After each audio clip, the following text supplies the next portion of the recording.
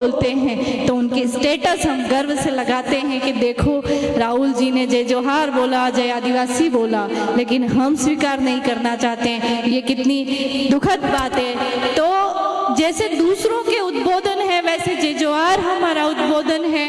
हम प्रकृति की जय कर रहे हैं। वो प्रकृति जो पानी पिलाते टाइम किसी के साथ भेदभाव नहीं करती कि ये काला है या गोरा है, वो हवा देते टाइम किसी को ये नहीं कहती कि तू ब्राह्मण है या शूद्र है। उस प्रकृति की जय बोलना कोई गुनाह है क्या?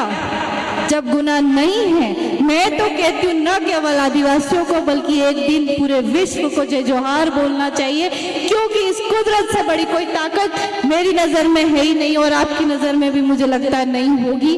जो कुछ है वो कुदरत है, कुदरत ही धर्म है, कुदरत ही माया है, कुदरत ही दुनिया है, सब कुछ कुदरत है। अगर हम इसके विरोध में जाते हैं, जो कि आज हम देख रहे हैं, दुनिया का तापमान बढ़ रहा है, किसी का ध्यान नहीं जाता है, किसी का भी ध्यान नहीं जाता है कि हम पर्यावरण प्रदूषण कितना कर रहे हैं। हम कहने को कहते हैं हम प्रकृति पूजक हैं, सारी चीजें कहने की हो गई, हम भी बदल रहे हैं और इतना बदल रहे हैं कि हम नहीं समझ पा रहे हैं कि दुनिया का तापमान इतना बढ़ रहा है कि हमारे बच्चों के बच्चे नहीं, हमारे ही बच्चे शायद इस तापमान को बर्दाश्त नहीं कर पाएंगे।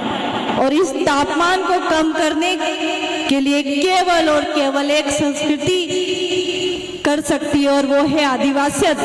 आदिवासियत वो जिसके कामों से ये प्रकृति प्रदूषित नहीं होती। अगर हम एक गाड़ी खरीद रहे हैं तो घर पे 50-100 पेड़ भी लगा सकते हैं ताकि गाड़ी से पर्यावरण प्रदूषण जो होता है वो उन 50-100 पेड़ों से कम हो सके, लेकिन हम ऐसा नहीं सोचते।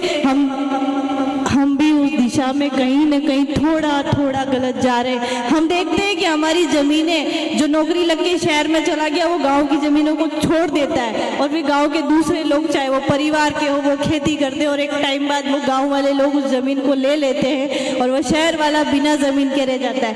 वो व्यक्ति नौकरी करके शहर में गया, उसका बेटा नौकरी लगेगा इस बात की कोई गारंटी नहीं होती है, लेकिन उसने अपनी ज़मीन छोड़ दी, उसका बेटा क्या खाएगा इस बात के लिए वो नहीं सोचता है।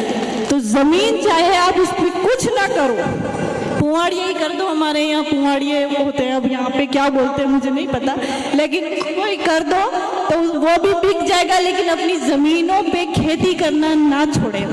इसके अलावा एक और चीज़ है, बहुत मैं देखती हूँ कि हमारे लोग पढ़ रहे हैं पर जिन स्कूलों में हमारे बच्चे जाते हैं वहाँ पढ़ाई उस लेवल पे नहीं हो रही जिस लेवल पे होनी चाहिए। और कई बार मैं देखती हूँ कि उन स्कूलों में जो अध्यापक हैं वो हमारे ही समाज के हैं। तो हमारे ही समाज के अध्यापक होने के बावजूद उन स्कूलों में पढ़ने वाले बच्चे अगर सही रास्ते पे नहीं चल पा रहे तो इसके लिए गैर आदिवासी जिम्मेदार